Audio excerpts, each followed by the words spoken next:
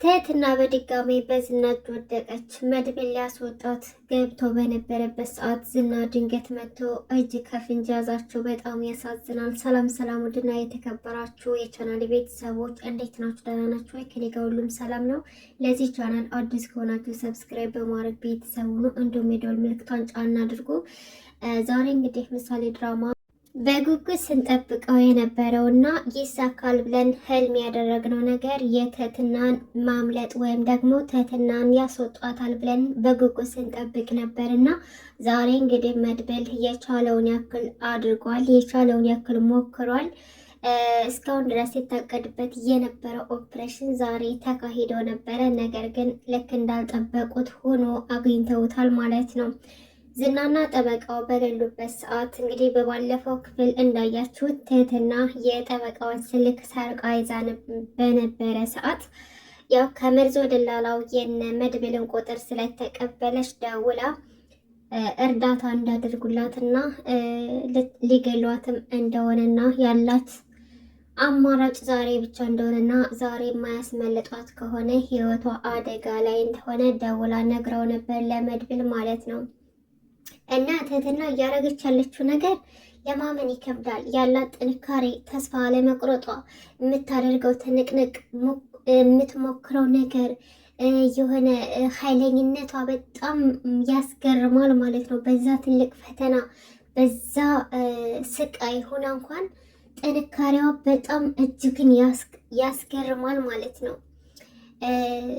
ሌላ ሰው ቢሆን ኖሮ ወይ ተስፋ ቆርጦ ወይ ደግሞ ዝናን ሲያዩት እየፈሩ ብዙ ነገር እንደ ምሳሌ አሁን ሎላለች የዝና እስረኛ ሆና እየኖረች ማለት ነው። እና የትህትና ጥንካሬና ቆራጥነቷ በጣም ያስገርማል። እና በዛ ሁኔታ ውስጥ ሆና ነበር የጠበቃውን ስልኩን በመስረቅ ቁጥር ከደላላው ተቀብላ እነ ብሩክንና እነ መድብልን እንድታገኛቸው እያደረገችው ማለት ነው።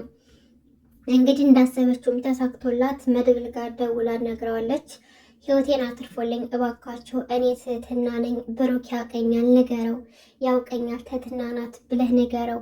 እናም እንደዚህ ሊያደርጉኝ ነው፣ ሊገሉኝ ነው እና እባካችሁ ድረሱልኝ፣ አትርፉኝ ብላ በነገረችው መሰረት ያው መድብልም ሲሰማ ትንሽ ተጠራጥሮ ነበር። ምክንያቱም እነዚህና ወጥመድ ዘርግተውልን ሊሆን ይችላል ብለው ፈርተው ነበር። ነገር ግን ቢሆንም መሞከር ስላለባቸው የልጅቷን ሀሳብ ተቀብለው አንድና አንድ ያላቸው አማራጭ ትህትና ጋር ሄደው መሞከር ነበረ እና ነገሩን አጣርተው ያው መድብል ትህትናን ካላስወጣኋት መቼም ቢሆን እረፍት አላገኝም ብሎ ቆርጦ ስለተነሳ በሞገስም እንዲሁም በብሩክም እርዳታ እንዲሁም ዳጣም ስታግዛቸው ነበር። በሀሳብም ቢሆን አብራ ነበረች። ከዛም በኋላ እንግዲህ ሶስቱ ነው ሄደው ብሩክና ሞገስ በር ላይ በመቆም መድብል ግን ምን ያክል ቆራጥና ጀግና እንደሆነ ከነዝና ግቢ ውስጥ ብቻውን ገብቶ ትህትና ያለችበት ሊደርስ ችሏል ማለት ነው። እንግዲህ ትህትና ጋር ሲደርስ ብዙ ፈተናዎችን አልፎ ነው። ጥበቃዎች አሉ፣ ብዙ እዛ ዘበኛ አሉ ማለት ነው የሚጠብቁ ትህትና እንዳታመልጥ ወይም ደግሞ ሌላ ሰው እንዳይገባ የዝናን ግቢ የሚጠብቁ ብዙ ጥበቃዎች ባሉበት ነው እንግዲህ መድብል አልፎ ሂዶ ትህትና ያለችበት ክፍል እየደረሰው ማለት ነው። እና ደውሎ ያለችበትን ቦታ ጠየቃት። እሷም ነገረችው። እንደዚህ ያለ ቦታ ነው ያለሁትኝ ብላ ነገረችው ማለት ነው። እሱም ምንም ሳይፈራ ህይወቱን አስይዞ ማለት ነው ገባ፣ ሄደ ያለችበት ድረስ። ከዛም በኋላ እንግዲህ ያልተጠበቀው ነገር የተፈጠረው ከዚህ በኋላ ነው። በር ላይ ብሩክና ሞገስ በቆሙበት አጋጣሚ ነበረ ዝና ከጠበቃው ጋር ሲዝናና ውሎ ሲዘፍኑ ሲጨፍሩ አምሽት ቆይተው ወደ ማታ ላይ አመሻሽ ላይ መኪናውን ይዞ ሲመጣ እንደ አጋጣሚ መድብል ውስጥ ነበርና ብሩኬ እንደምን ብሎ ደውሎ ከቦታው እንዲወጣና ዝና እንደመጣና ሊያዝ እንደሚችል ደውሎ አስጠነቀቀው ማለት ነው። መድብልም አልወጣም ልጅቷን ሳሊዛት አልወጣም ብሎ ፎክሮ ነበርና ልጅቷን በር አንኳኩቶ እንድትከፍትለት ካረገ በኋላ ይዟት ወጣ ማለት ነው። ዝናም እንግዲህ በር ላይ ሲደርስ ስልክ ተደወለበት። ካሌብ ነበር የደወለውና ጥበቃዎቹ እንደተመቱና ሌላ ልጅቷን ሊያስወጣት የሚችል ሰው እንደገባና የሰውየው ሕይወት አደጋ ላይ እንደሆነ ልጅቷ ካመለጠች ሰውየው እንደሚሞት አስረግጦ ነገረው ማለት ነው። ልጅቷ ካመለጠች ትልቅ ችግር እንደሚደርስበት እና ከየትም ብሎ ልጅቷን እንዲያመጣ ነገረው። ምክንያቱም ሰውየው እዛ ጋር ስራው ተጀምሯል። የልጅቷ ኩላሊት ከሌለ ሰርጀሪው ሊሰራለት ስለማይችል ግዴታ ልጅቷ መያዝ አለበት ብሎ ዛተበት ማለት ነው። ዝናም ምንድን ነው የምታወራው? እኔ እኮ በሩ ላይ ነኝ ያለሁት ይልና እየሮጠ ወደ ግቢ ይገባል። ሲገባ ግን መድብል ትህትናን ይዟት ሲወጣ ፊት ለፊት ተጋፈጡ። ከዛም በኋላ ምንም አማራጭ አልነበረውም።